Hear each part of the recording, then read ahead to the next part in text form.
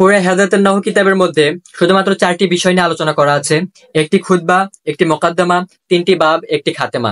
খুতবার বিষয়বস্তু হলো 3টি বস্তু অর্জন করতে পারলে বাকি 3টি বস্তু অর্জিত হবে। 2 নাম্বার হচ্ছে মোকাদ্দমা। মোকাদ্দমার মধ্যে 12টি ফসল রয়েছে। 3 নাম্বার হচ্ছে 3টি বাব। 3টি বাবের মধ্যে 100টি আমেলের আলোচনা করা হয়েছে। আর 4 নাম্বার হচ্ছে খাতেমা। খাতেমার মধ্যে 3টি ফসল রয়েছে। খুতবার মধ্যে যে 3টি বস্তু অর্জন করতে হবে, 1 নাম্বার হলো মুফরাদাতি লুগাত অর্থাৎ আরবি একক শব্দ। 2 নাম্বার হলো মুশতাক মুশতাক মিনহুর পরিচয় লাভ করা। 3 নাম্বার হলো ইলমুস সরফের আহাম আহাম গর্দানগুলো মুখস্থ করা। এই 3টি বস্তু অর্জন করতে পারলে যে 3টি বস্তু অর্জিত হবে তার মধ্যে 1 নাম্বার হলো খুব সহজে আরবি তারকিবের রাস্তা দেখাবে। 2 নাম্বার মু'রাব মুবনির পরিচয় লাভ করা যাবে।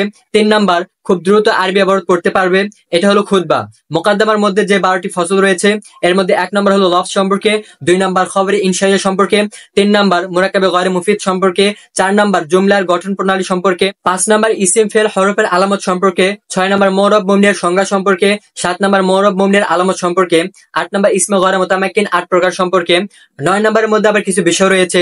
এর মধ্যে 1 নাম্বার হলো মারফা নাকেরা এর সংজ্ঞা সম্পর্কে, 2 নাম্বার মারফা নাকেরার আলামত সম্পর্কে, 3 নাম্বার লিঙ্গ হিসাবে ইসিম 2 প্রকার, তাজকির তানিস বা মুযাক্কার মুআন্নাস সম্পর্কে, 4 নাম্বার বচন হিসাবে ইসিম 3 প্রকার, ওয়াহিদ তাসনিয়া জমা সম্পর্কে। এরপর ওই দিক থেকে 10 নাম্বার ইসম মুতামাক্কিন এরাবের দিক থেকে 16 প্রকার সম্পর্কে, 11 নাম্বার ফেলে মুজারের এরাব 4 প্রকার সম্পর্কে, 12 নাম্বার আমেল 2 প্রকার, লফজি মানবী সম্পর্কে।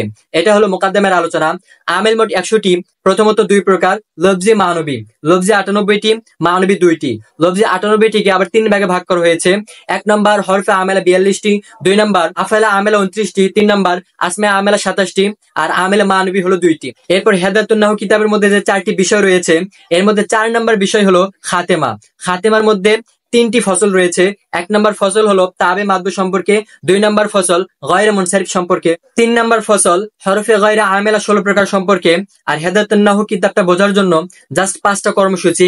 1 নাম্বার কঠিন কঠিন শব্দগুলো হল করা, 2 নাম্বার তারকিবি দৃষ্টিকোণ থেকে অনুবাদ জানা, 3 নাম্বার খোলাসা বা সারমর্ম বা সার নির্যাস উপলব্ধি করা, 4 নাম্বার মাসালাগুলো জব্দ করা, 5 নাম্বার তামরিন করে বাস্তবে প্রয়োগ করা।